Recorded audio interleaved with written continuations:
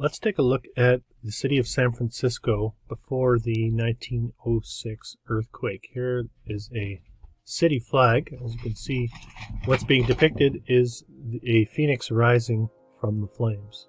And before you try to tell me that's a result of the fires that came after the earthquake, no, that's not true. This was a design that predates the 1906 quake. And we really only have a short window of time for this city to have taken shape. Most of us know that there wasn't much going on in San Francisco up until 1849, and then the gold rush happens, and all of a sudden it becomes a hot place to move to. The narrative is always trying to seed in us the humble beginnings. You can see here the gold rush turned San Francisco from a sleepy little hamlet into a boom town of tents, wooden shacks, gambling dens, etc. And between the years of 1849 and 1851, up to 75% of the city was basically destroyed by fires. You can see they have a series, I think it's 6 fires. Yeah. And of course, each time San Francisco rebuilds almost overnight, like it's some sort of miracle. And often with the same flammable materials. Well, we'll see the types of buildings that they had in 1800s San Francisco.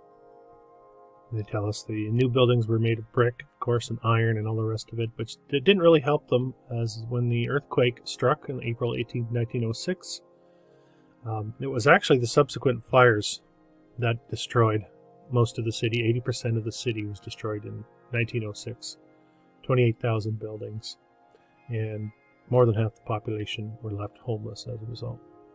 Much of that historical record comes down to us through the likes of this gentleman, Hubert H. Bancroft.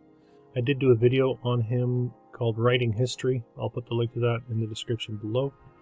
I'll also put the link to a lot of his works. You can see he's basically responsible for writing the history of Central America and the western half of the United States, and he's basically the most sourced individual in academic circles. Which I find silly, because when you look at some of the works, this is the one on California from 1848 to 1859, specifically talking about San Francisco. They mentioned that the streets were so full of mud and impassable and so deep that man and beast sank almost out of sight because of the depth of the mud. Absolutely ridiculous. Human bodies were found engulfed in the streets because of how muddy they were.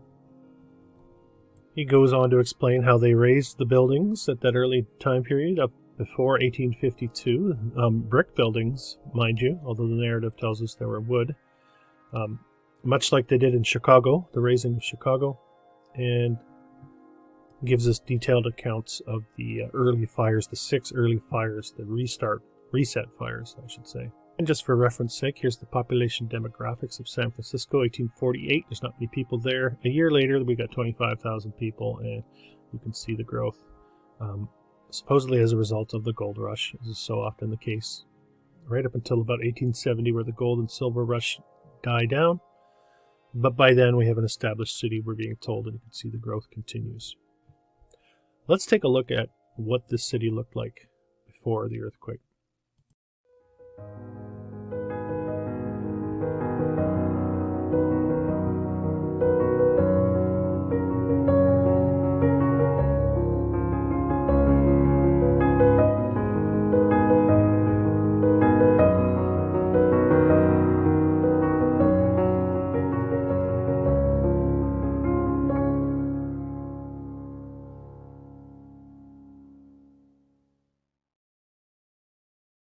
And before we get into this slideshow, I just want to remind everybody that I am now on X under my Old World Exploration banner, sharing a lot of visuals, a place where you can grab the visuals and save them to whatever device you would like. Make sure you give me a follow over there. And we begin our slideshow with a postcard from 1905 showing us a 50-year-old city. Remember 1852, the slate was wiped clean. And here we are a year before the slate gets wiped clean once again. This does not look like a 50-year-old city to me. It looks like it's been inhabited for quite some time. But we'll turn the clocks back into the 60s, 1860s, that is, at a time when San Francisco is growing from about 50,000 to 150,000 people. Just to get a sense of the architecture that we're looking at. Remember, this is right around the time the American Civil War is happening, coming to an end. The gold rush is nearing its completion, the silver boom as well. And these are the types of structures that we're told were standing in San Francisco, 1869. This is a 20-year-old, less than a 20-year-old city that they're showing us in this photograph. You've got some destruction going on here in the foreground. You've also got very well built out curbs and sidewalks. The rail lines are already intact. And the streets look like they're brick paved as well in 1869. Moving forward into the 1870s now. Looking very well inhabited, except for the rudimentary means of transportation, the horse and buggies, not really fitting the impressive architecture. Everything is very ornately decorated. Another interesting point I found doing this research is the large amount of dentists. Here's one. You can see the rather ominous looking dentist billboard at the top. I don't imagine that this was originally built to be a dentist's office. I think we're clearly looking at the repurposing of an existing city. It also appears that somewhere along the way there was a regrading. As you can see here, likely the structure was level when it was built, and this railing has been built around the opening down below the street level. But again, very early, and we have the horse-drawn carriages as well. This comes up a lot in my research. You can see the horse pulling this carriage. 1870, we're getting a very good look at the cobbled streets, which makes very little sense. Again, is this a 20-year-old city? Remember the story I told you about the mud pits and how people were falling and dying in the mud pits, people and animals. There's also an account in that same Bancroft book of the streets being filled with goods that they could not sell. And that could have been anything that was building materials, food. Didn't seem to matter though. Really reads like a work of bad fiction, comical fiction, really. The fact that we use that gentleman's work as an academic source to a source for our history is absolutely laughable to me. Again, you get a great sense of the streets, the permanence, longevity of the structures being depicted in these early photographs. This is interesting as well. We're told this is from 1870. If we look in the very background there, what we see, and we'll see this as we move forward, is the Call building, which was not said to have been completed until 1898. Now, either this photograph has been misdated, which is very possible, or the structure, the building of the structure, the Call building, has been misdated. But I really want you to soak in the architecture, understanding that this is not even supposed to be a 20-year-old city at this point in time. And there again is the Call building. Here we can get a really good sense of the wear on the brick pavers or cobbles on the streets. I've hypothesized that what we're seeing is cobbles and pavers that are not in their original condition. In fact, they were this is the result of some sort of electrical charged event that changed these materials into what we see today. And I've had people say, well, where I live, they're granite. I have seen many meltology examples where brick has turned into things like granite, has melted, has turned into dust. We're living in a realm where we have no real understanding of what happened here.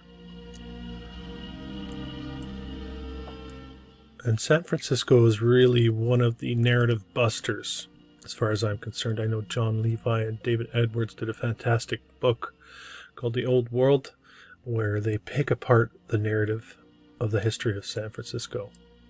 I'll also refer you to I Am Kairos, a friend of mine, his channel. I'll put the link to his channel in the description as well, who does amazing boots-on-the-ground research in the San Francisco area, pointing out the anomalies in the geography and infrastructure, if you will. Again, with the horse-drawn streetcars, and then all of a sudden electricity comes along and they don't need the horses anymore. Completely illogical why you would need to steer these devices with a horse. I mean, you would have to make sure the horse is going exactly where you need it to go. No, not really freewheeling.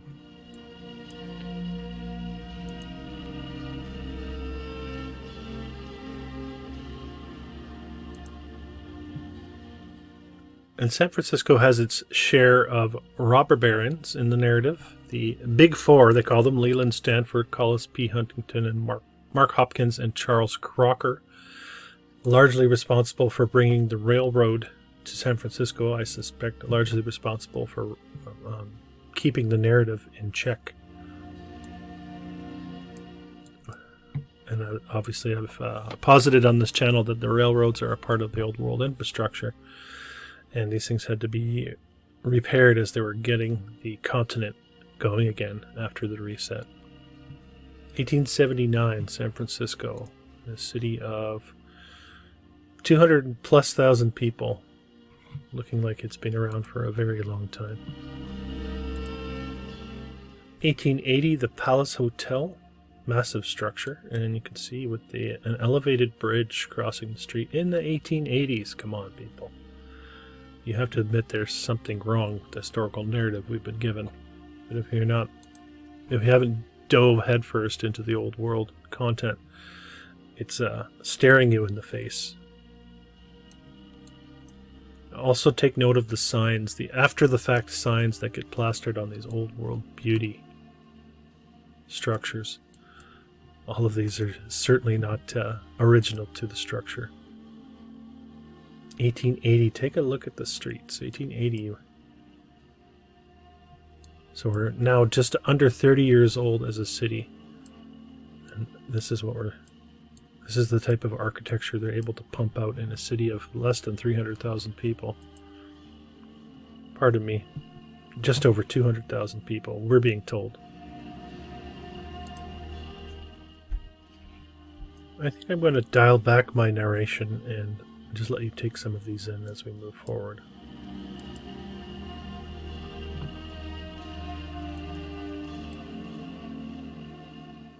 This one's interesting as well because they're getting signs scratched out in this photograph.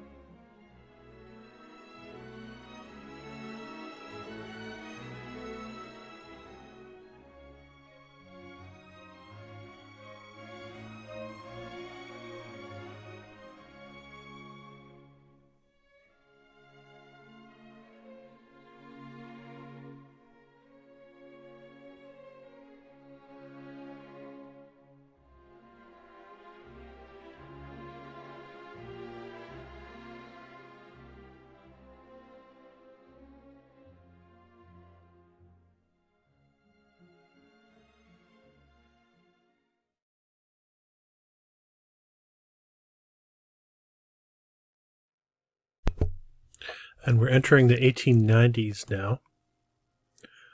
So this city just under or over, depending on the date of the photograph, 40 years old at this point. And I think it's quite clear we're looking at a very old city where the narrative was sloppily recreated for us. California Hotel.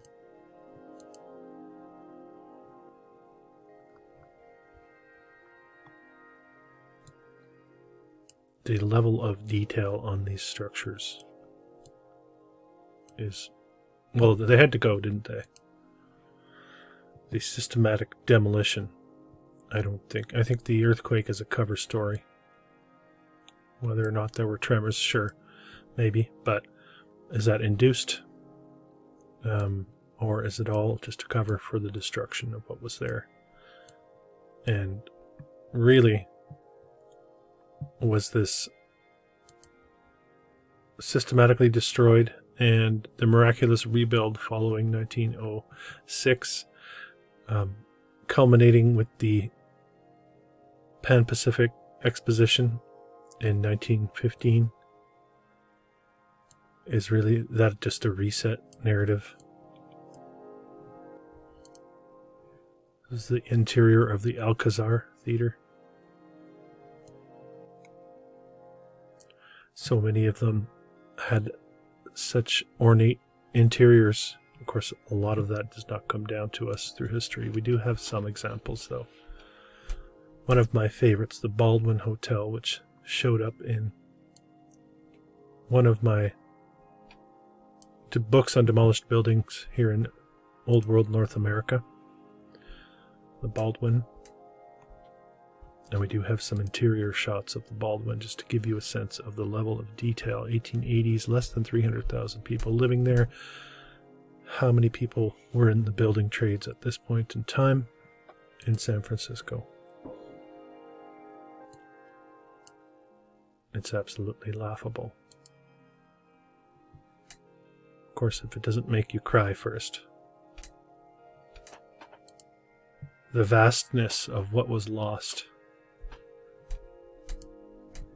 is very difficult to comprehend. Here's the Call building. There's the build dates attached to the Call building. The one that we saw in those earlier photographs. That apparently the structure survived the earthquake and fires. And then as was so often the case with many of these that I researched, the interiors were gutted by fire. Were we looking at a wholesale demolition of the interiors and then a renovation, an elimination of the very intricate finish work from the old world? The Hall of Records in the foreground, supposedly completed in 1882. A city hall in the background, supposedly completed in 1899. And there's no doubt that this is an exhaustive slideshow. I dug pretty hard and pretty deep to get you these. Here is the interior, the underside of the dome of the city hall that was destroyed. Apparently it wasn't very well built, this structure. Or so the story goes. On the left with the clock tower looking at the Chronicle building, 1889 that was built.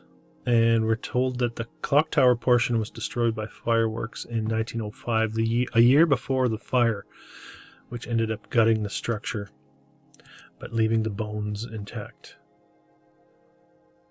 The Crocker building, not to be confused with the Crocker House on Nob Hill. Very ornate structure. Nob Hill, a row of fancy mansion homes that was apparently demolished as a fire break, this region of San Francisco. This was par for the course in these massive fires. They went around demolishing these structures thinking that would save other structures. Highly suspicious. This is the only surviving interior shot of the Crocker House on Nob Hill. and we get a shot of this. This is likely the this portion after the fire. Nothing but a foundation and rubble surrounding it. We'll keep moving forward though. There is a lot to see, especially for such a young city. Many of these West Coast cities not holding up to scrutiny when we hold them up against the historical narrative. And Bancroft is an ominous character at best. Certainly not someone we should be pinning our knowledge of history on. The Fairmont Hotel, apparently built right up until the fire, but then gutted and then refinished miraculously after the fire in short order. Fairmont Hotel. Massive structures, all very well built, all of the finest building materials. Ferry building, which shows up, there is a video of the streets of San Francisco before and after the earthquake, and that video culminates at the ferry terminal. I believe there is a misdating that has been spotted by people in this community of the structure itself. These are two firehouses, and we're getting the Victory Lady with the wreath at the top of this one. The First Unitarian Church, or the Star King's Church, I believe they are the same structure. This photograph going back now to 1865.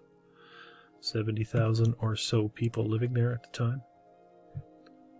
A flood building, built right before the fire, as you can see. Interior gutted. 06.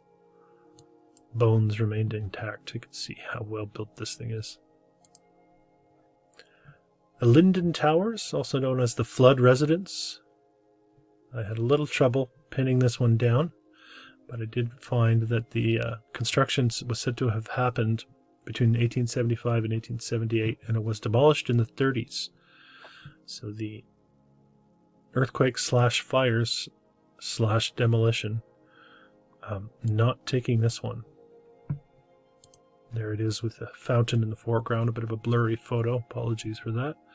We do have some interior shots of the Linden Towers, or Flood Residence, built in the 1870s now. So, meanwhile, there's gold miners starting to settle in, and this is the level of interior finish we get at that point of time in the 1870s in San Francisco. As far as I'm concerned, they're not really even hiding the reset in San Francisco. They're thinly veiling it in a gold rush. They're telling us with the city flag and the World's Fair that this place was much, much more than we are being told. The Grand Hotel.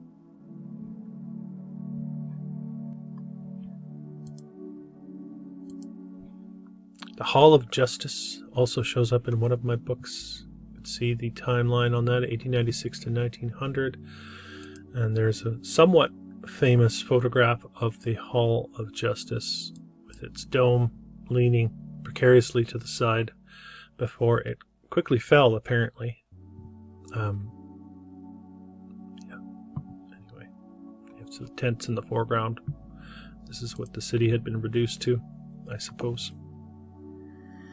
We also get these shots with this is the Hall of Records, and we don't see the City Hall behind it. I think we're looking at some photo manipulation, and I think those two structures existed side by side for a very long time.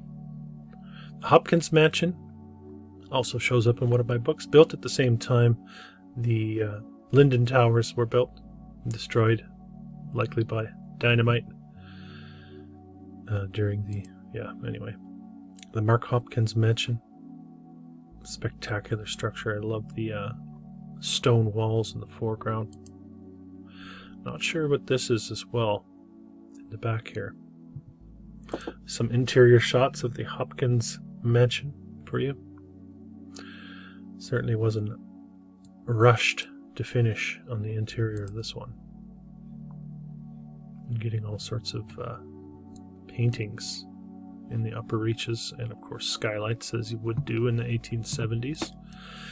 And why wouldn't you put a pipe organ in such a splendid mansion?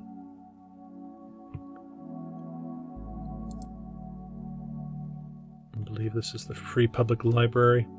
You can see the very poorly put together sign on the front, not matching the architecture. The Lick House. You can see the statues out front, and maybe not so amazing on the exterior. Here's the interior of the Lick House, dining room.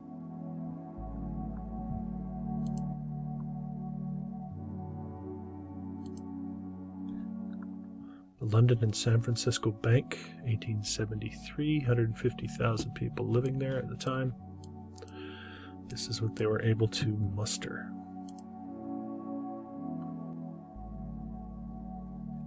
Yet another dentist, as I mentioned earlier, with what it looks like potentially another phoenix statue, reminiscent of the city flag.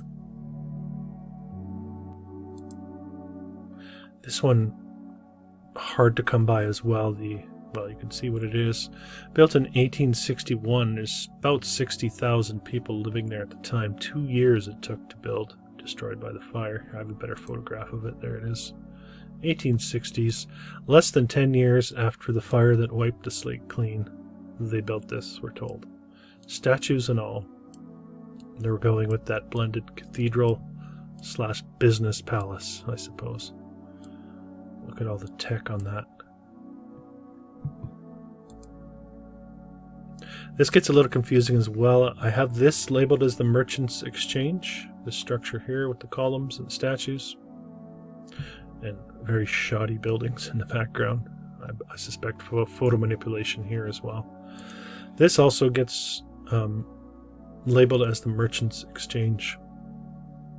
You can see with the lower reaches. Make of that what you will. We'll keep moving forward. This photograph coming out of 1894.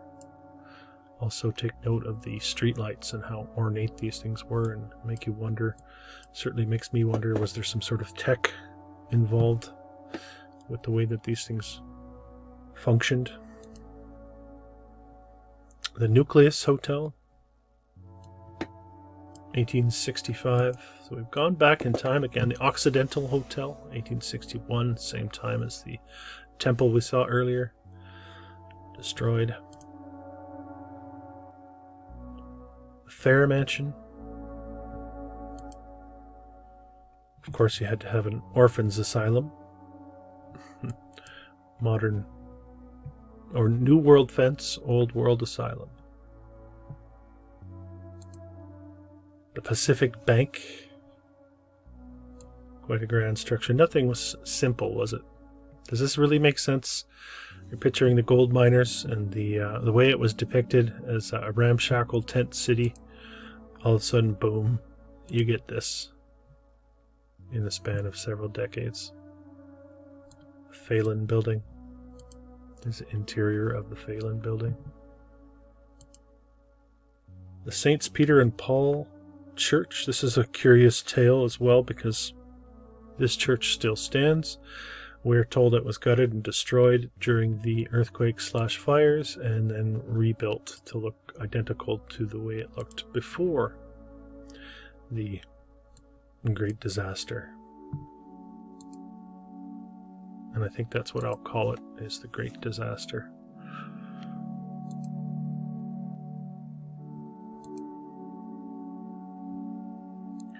So I am curious, what do these images stir up in you? Is this, am I way off track here? Does this reaffirm the historical narrative of San Francisco? Or is there something seriously wrong with the narrative that we've been given? I always enjoyed reading your comments, suggestions, if you have anywhere you would like me to look at. Of course, if you want me to put your location at the top of the list, consider making a donation to the channel. That helps me continue to do what I do here on this channel. in the collection of the photographs, archiving, dating, and getting a little bit more information for you. This is the St. Francis Hotel. You can see here after the disaster, and they're apparently building a third portion of the tower, and we do have some shots of the interior to give you a sense of the building materials used in the St. Francis Hotel. Very, very highest of quality finishes going on here.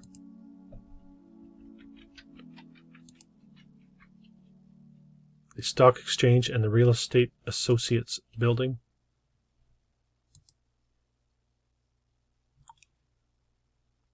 This is just a place you can buy cloaks, Sullivan's, 4 stories, stone, brick, spectacular. The Temple Emmanuel also shows up in one of my books on demolished structures here in North America, with its very signature onion domes. We actually have an interior shot of this beauty with its pipe organ. Didn't seem to matter the denomination or religion. The pipe organs were fixtures in these structures. Of course, we know, those of us that do research in this community, that the pipe organs were a part of a resonant healing that the buildings were also a large part of as well. There we have the temple destroyed after the fire.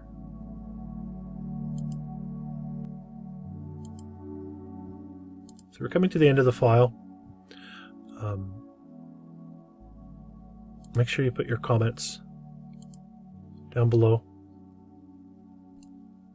I appreciate you being here. This has been an old world exploration. If you're new to the channel, don't forget to subscribe, hit the thumbs up button, and comment. I believe we are in the process of remembering who we really are and casting off the shackles of illusion. Until next time.